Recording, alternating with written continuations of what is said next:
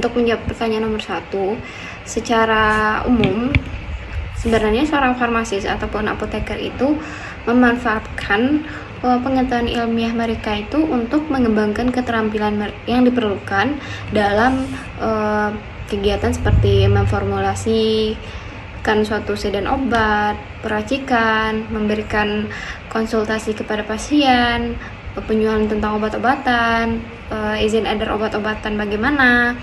Ya, jadi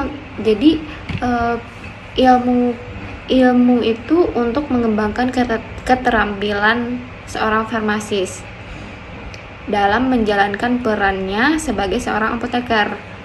Nah, contohnya itu jika seorang apoteker itu telah memiliki pengalaman, ya dia menggunakan suatu pengetahuan ataupun keterampilannya itu untuk menentukan apakah gejala ataupun efek samping yang disajikan membatasi diri atau memerlukan rujukan ke profesional kesehatan lainnya.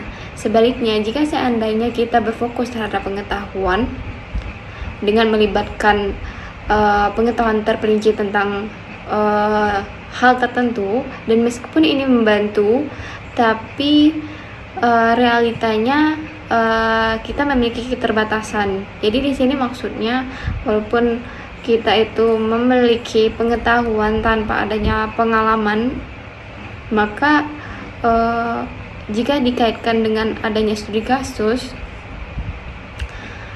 akan lebih mudah diatasi oleh seorang farmasis yang berpengalaman dan mengaplikasikan keterampilannya tersebut daripada seorang farmasis yang hanya mengandalkan ilmunya tanpa adanya suatu skill tadi.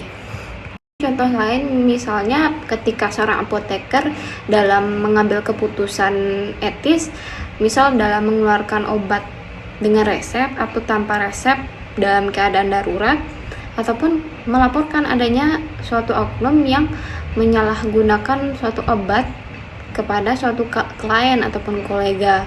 Nah, tentunya perlu adanya pengetahuan yang terlibat untuk membuat keputusan yang terkait masalah tadi. Namun kenyataannya kita tidak bisa mengungkapkan secara lisan terhadap pengetahuan yang kita ketahui berdasarkan pengalaman daripada teori formal. Research itu merupakan suatu kegiatan ilmiah yang menjadikan farmasi sebagai ilmu daripada keterampilan teknis. Kalau misalnya ada suatu contoh, misalnya ada suatu oknum yang dimana dia membuat suatu krim kosmetik, jadi krim. Jadi krimnya tersebut mengandung suatu senyawa hidrokuinon.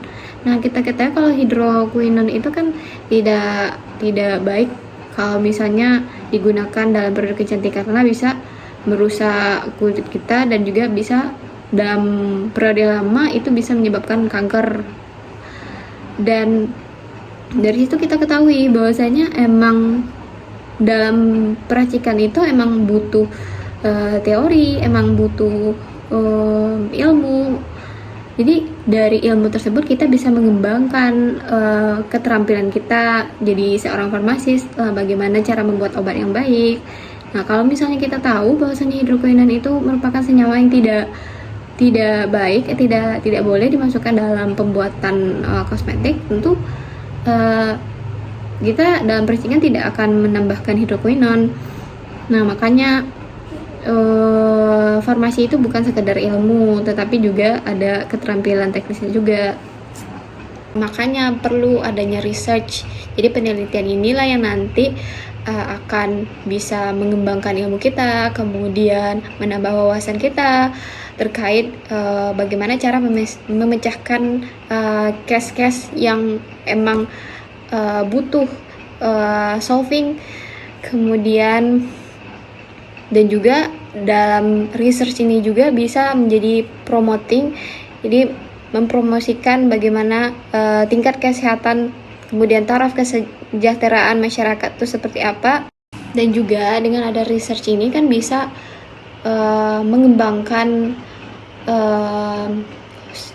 studi atau ilmu yang sebelumnya emang belum bisa dikaji, kemudian adanya beberapa research, jadi kita bisa mengembangkan studi tersebut untuk misalnya untuk penemuan obat baru yang ternyata senyawa yang pada obat tersebut memiliki efek yang bagus untuk meningkatkan tingkat kesehatan masyarakat